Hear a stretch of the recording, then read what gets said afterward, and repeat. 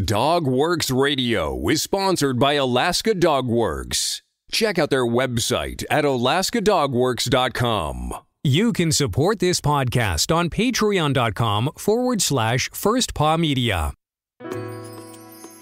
This episode of the podcast is brought to you by First Paw Coffee Company, specializing in private label premium blend coffee.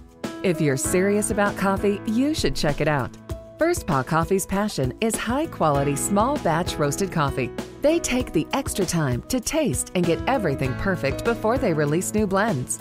They aim to bring you a cup of happiness each time you pour yourself some coffee. Find out more at ak.dog/free and enter for a chance to win some First Paw Coffee prizes, a book from our collection, and tote bag. One winner will be selected at random each month. That's ak.dog/free. From First Paw Media, sponsored by First Paw Coffee Company, this is the Dog Driver Show. Visit our website at dogworksradio.com. Now here are your hosts, Robert Forto and Kourosh Partow. Hello and welcome everybody. This is Robert Forto and I'm here with my co-host Kourosh Partow, and today we are talking to a musher from Denmark here on the Dog Driver podcast. Who do we have?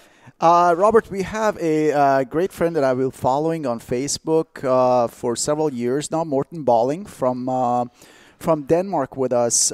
He is a sprint driver and runs a limited team around Europe. Morten, welcome to the show, and tell our listeners who you are, what are you about? Okay. Well, thank you, first of all, for having me. Well, yes, I'm living in Denmark, as you said, and I'm working as a teacher, and I've been doing mushing for the last 25 years or so.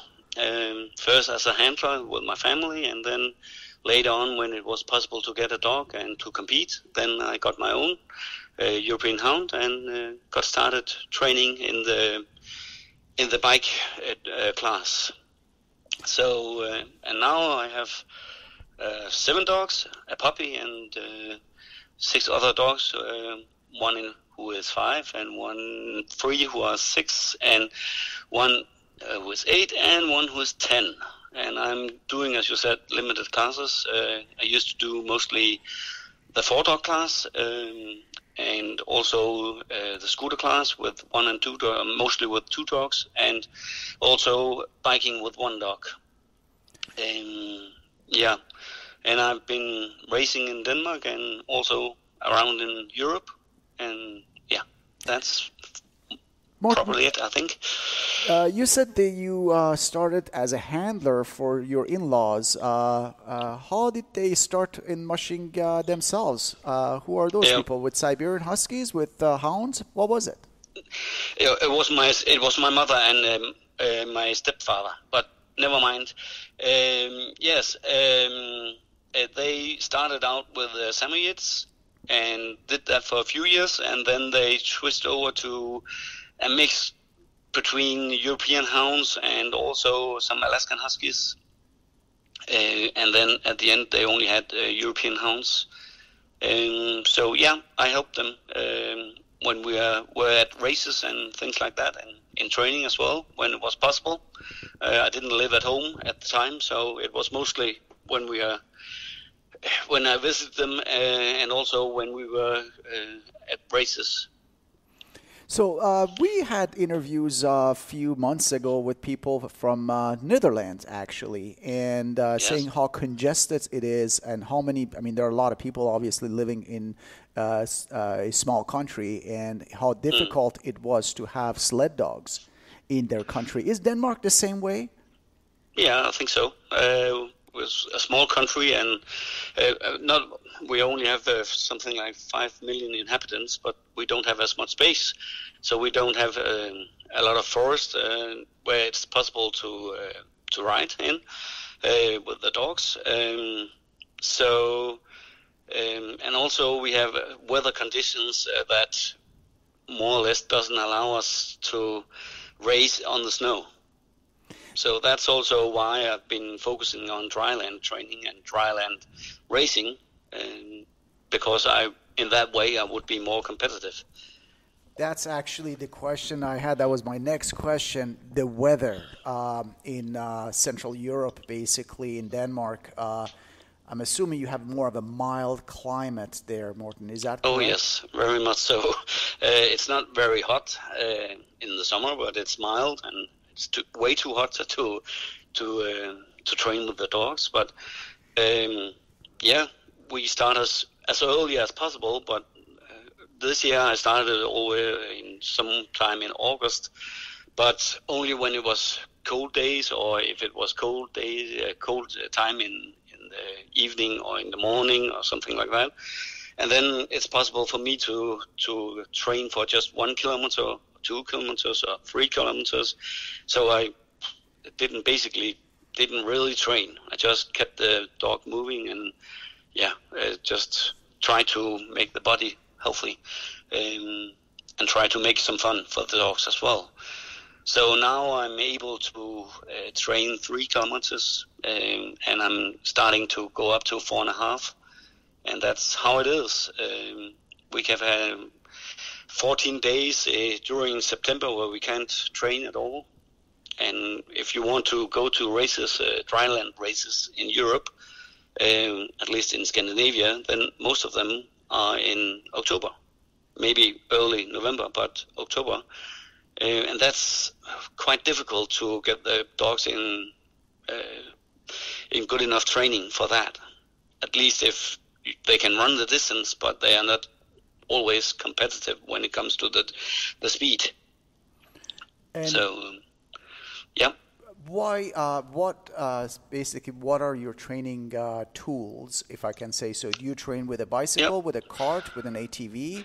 What do you use? Yeah, I have an ATV without any engine, so we use if we are taking a lot of dogs out, and if we want to do some heavy training, so I use that once in a while, but not often. But mostly right now I'm using a scooter or my bike, and then I'm training 2 dogs at a time. And now, since it's only very slow and we are driving at a place where we don't have any cars or things like that, we also try with 3 dogs, but then we take 3 of the old dogs. So that's how I train.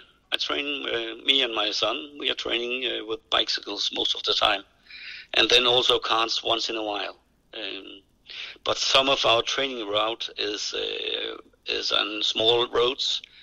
And if you have 4 dogs and a light competitive cart, then sometimes it's a bit exciting. You cannot stop them, right? I can stop them, but not for long. The problem is to keep them still for a longer time of period. So so mostly it's more safe to use the bike, actually. That is good. So Denmark, as I mentioned, is not the most well-known country for sled dogs, as you can imagine. We talk about Alaska, we talk about Canada. People usually think about sled dogs potentially, but not Denmark. Is this sport popular? Are there other mushers in your country? Oh yes, we do have mushers, but when I started out, something like 23, 25 years ago, we had a lot more people doing it. Then we could have something like between 80 and 120 starts in a race. Wow. Now we normally have between 15 and 20 starts in our club. And it's a national club, it's not a local club. And then we also have the Siberian Husky Club as well. And we do races with them sometimes, once a year at least. And then we may have 40 starts, or something like that, 40, 50 starts. So it has been reduced somewhat over the years. So it's difficult to. Early on, we had more mushers, but we also had more mushers with more dogs. So they competed in more classes. What do you? To be honest, we have the same situation in our state in Alaska years ago, we used to have 80 or even 100 participants in each class. Yes. For race of Tok Race of Champion. I remember at Tok there were hundreds of people racing in different classes, but now you go there is maybe 40 or 50. Why do you think internationally we are going through this change? Well, I think that we have more possibilities now than we had 20 years ago. 20 years ago, I think it was easier to just do one thing and, invest your life more or less in dogs. And now you want to do more things, but that's difficult because having dogs, and at least also when you have a lot of dogs, and then I'm only talking about, let's say, 10 or 15 dogs, then it's very expensive, and maybe you don't have the money to do other things then. And it also takes a lot of time. So I don't think that people are ready to spend that much time and money on it. They want their freedom much more than they used to want it. I can imagine. I believe actually Denmark used to have an open driver, Torben Christensen. Yes. Yes, he was running open class, and actually I saw a few of his dogs in Alaska years ago. But those days are over right now. No open class teams in Denmark. No open class, and he mostly raced in 8-dog class as well. But the foundation of dogs I got was from him. Oh, from Torben? From Torben, yes. So he was a friend of mine, and he was one of those people that I learned a lot from the beginning. So he had some great dogs. He invested in 2 dogs from Igelilis, Viper and Kourosh, and improved his kennel from there on, and sold a lot of dogs, and also competed in the top 5 at least in the European Championships. On sled as well, and he stayed in Norway for a long time as well during the season. Yeah, I definitely remember his name and his style of dogs. Beautiful, houndy dogs. Speaking of dogs, let me ask you a few questions about your dogs. Tell me about your dogs, your bloodlines. You said the majority of them are coming from Torben, but give me a little bit more detail about your dogs. Yeah, well, from the beginning, I got a dog from Torben, from the Viper Kourosh combination. And later on, I also got 2 other dogs from almost the same combination. It was from Viper and daughter to Kourosh. So those were very good dogs, European hounds. Then later on, I had puppies myself and mixed it with a purebred hunting dog, and had dogs from that combination as well. So, and since then I've been buying some grown-up dogs as well. I've one from Michael Tetzner, as you know, and also from a dog with Lena Boysen Hillestad Alliance. Actually 2 dogs right now. So I have some dogs from different backgrounds, and also Ecotress background. So I have a bit of everything. But I think in the future I will be trying to reduce my number of dogs to 2 or 3, and then compete with Greysters. That's a question I had, actually. It's interesting you mentioned that. So as I'm listening, you have some Greysters, and you have your typical Scandinavian hounds on the other side, or European hounds on the other side. Explain to me, I do know what the difference is, but for our listeners, what is the difference between a Greyster and a European hound? Well, both type of dogs are great dogs, but the Greyster have more strength typically and more speed. Maybe they are a bit more difficult to train the endurance into them, but they have more speed, they have more power normally, and they are also a bit easier to have when you are inside and when you are around the dogs. in my point of view, with the experiences I have had, my European dogs have been a bit more crazy. So I think that's the major differences, as I know. And the Greysters, they have some Greyhound in them, is that right? Yeah, they have Greyhound, and they also have a German short-haired hunting dog. So yeah. You say you believe that the Greysters are a bit calmer inside the house then, right? Yeah, and easier to have, yes. Interesting. Tell me about your training. You talked about you already started training a few times with 1 kilometer, very, very short distance with scooter and bike. How do you increase your distances to the race distances you need? Yeah, I don't have a formula because I have to look at the weather. So it very much depends on the weather. My experience is that they can get endurance to train 3 kilometers, also 4, very fast. But it depends on the weather. So if it's too hot, they can't do it. But if it's okay weather, then they can go to 3 and 4 kilometers without no problem. And then I try to increase the kilometers from there. But I find it difficult to race. I haven't raced in the snow for a long time, so I don't. When I'm racing on dry land, it's not more than typically 5 or 6 kilometers. So I don't need to train long distances with them in order to do that. So but I try to train at least 1 kilometer or 1.5 more than I need to. Compared to the distance that they are going to run at the race. And then I don't have a fixed plan.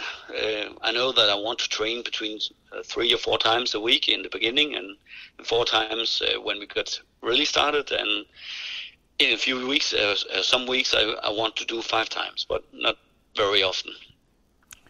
But that's the only thing I have. Other than that, I look at what they can do compared to weather and compared to how they look and how they feel, and also what my work and social life, family life allows me to do. But normally between 3 and 4 times a week. So for us, for example, in Alaska, the style of racing that I do, as a matter of fact, is you prepare the dogs with ATVs and everything all the way till the winter, basically, season where we have snow, but then it's all snow and then it stops. And for you, how do you condition the dogs? Because majority of the dry land races are beginning of the season and at the end of the season. So how do you keep conditioning them during this 7 months or 6 months period of time to be competitive in the beginning of the season and at the end of the season? Yeah, well, of course, if the weather allows it, then I have to increase my training rather quickly. But that's also why I try to start in August, where I can only train a little bit and only at certain times and only for a short distance, because then they are ready to go for a longer increase in mileage rather quickly later on. And then I try to get up to the distance I need for the races, and then a bit more. And I increase the number of trainings per week, so I train at least 4 times a week if it's possible. And then when it comes to mid-December or early January, then I try to train a bit less, maybe a bit more speed and a bit less, so that they don't get tired of training. So I try to maintain the mileage at that point. Morten, we talked about a little bit earlier about the cost of having sled dogs in Denmark and how expensive everything is turning to be. Let's talk about nutrition. How do you feed your dogs, and what do you feed your dogs, and how much does it cost to feed a canine athlete in Denmark? Yes. Well, I feed my dogs with kibble, a German brand called Yosera, during the season and also during the off season. And then I add some meat and I add some oil, and that's it. But the main part of it is the kibble, the dry food, and then mix it with water. So I'm sure that they get enough water, and that's more or less it. I don't use any other supplements. I'm what you would call old-fashioned in that way, I think, but I don't. I try to use more meat when we are racing during a race weekend, just to make it more fun to eat it, and also to give them more energy.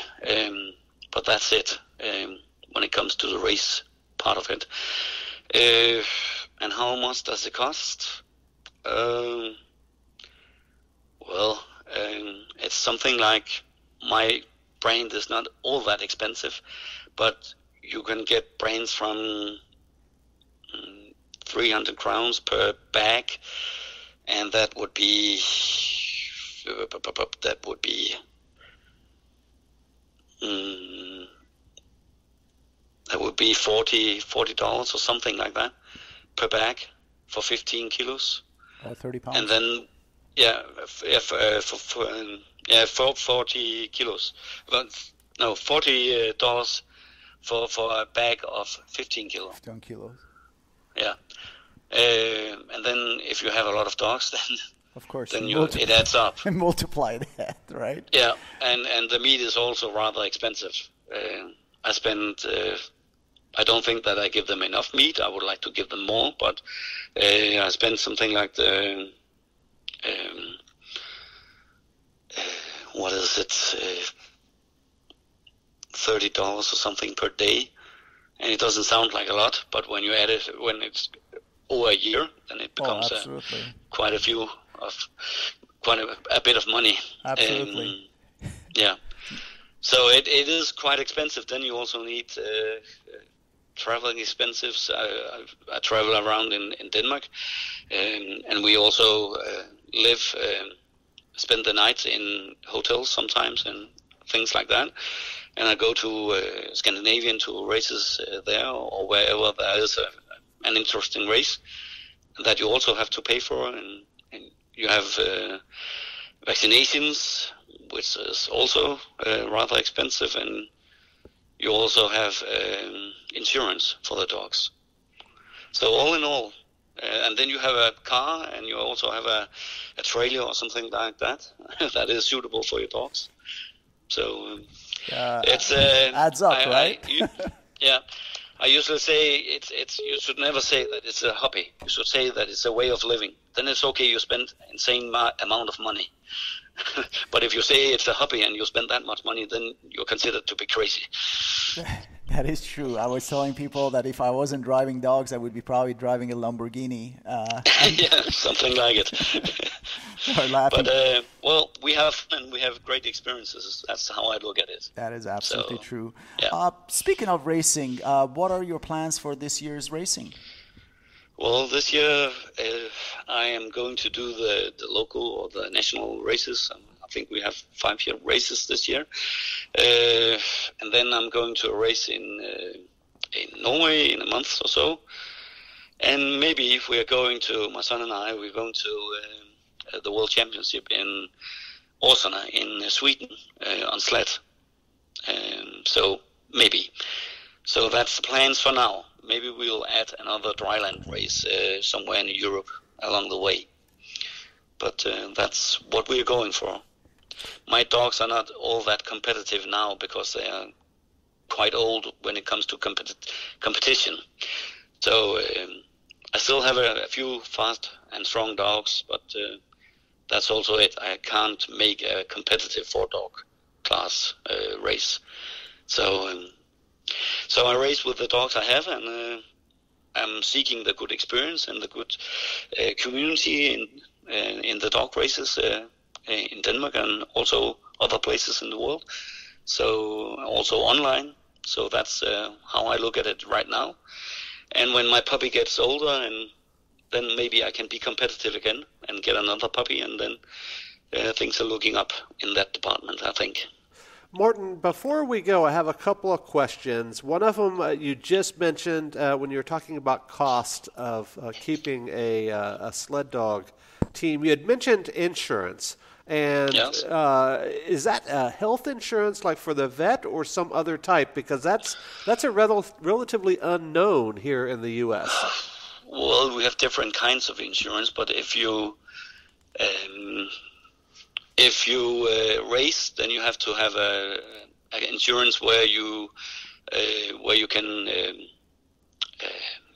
pay if your dogs makes something that if it should bite another one, or if we cause an accident or whatever, then you should have that kind of insurance, and that's a bit more expensive than the normal insurance.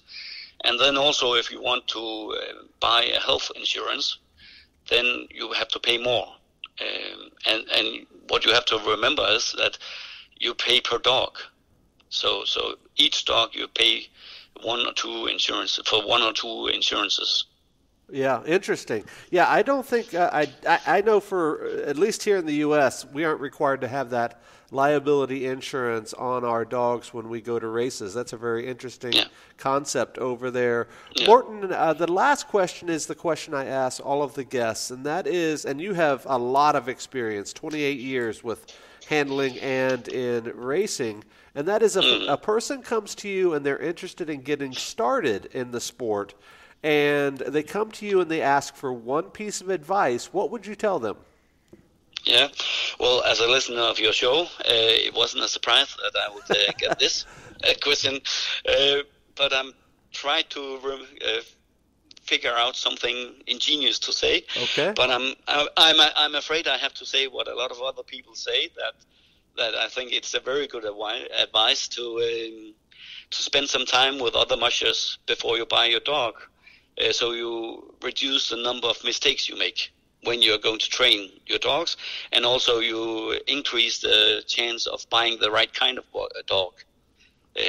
So when you have bought your dog, then you could say then you have set a direction, and it can be difficult to set a new direction unless you want to have many dogs.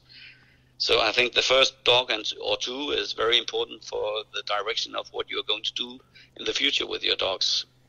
Yep, that is good advice, especially if you're doing the smaller classes like Kourosh or Bike George. Yeah, and you don't have more than, let's say, 5 or 10 dogs. Right. Then you have to consider what you do, because it matters. Very good. All right, KP, anything else for Morten before we go? Morten, wanted to thank you for the time you spent with us. I really enjoyed chatting with you. We'll be following your race and your training program on social media platforms, and good luck to you and your son. And, well, thank you, and likewise. And have a fantastic season. Oh, and you too as well. And on behalf of my co-host and guest today, this is Robert for the Dog Driver Show. We will see you guys next time. Goodbye. This episode of the podcast is sponsored by First Paw Coffee Company. Learn more at firstpaw.coffee. From First Paw Media, this is the Dog Driver Show. We hope you enjoyed this podcast, and we invite you to subscribe in Apple Podcasts, Spotify, Stitcher, or wherever you get your podcasts. You'll find a link on the episode notes. You can tap or swipe on the episode cover art, and you can see some offers from our sponsors. You can support our show by supporting them. If you like what you have heard, we would love it if you could give us a 5-star rating and tell your friends how to subscribe too. Your hosts are Robert Forto and Kourosh Partow. Our producer is Robert Forto and created for First Paw Media. So earlier, you learned about First Paw Coffee Company. Now I'm going to tell you about its Trailbreaker Blend. First Paw Coffee Company's Trailbreaker Blend is inspired by our love of the Northern Lights, frosty paws, and sled dog trails. How cool is that? The Trailbreaker Blend is a private label premium blend that was developed just for them. It's a medium dark roast from Central and South America, highlighting flavors of brown sugar, hazelnut, and plum. Be sure to go to ak.dog/free and enter to win a bunch of cool prizes. That's ak.dog/free.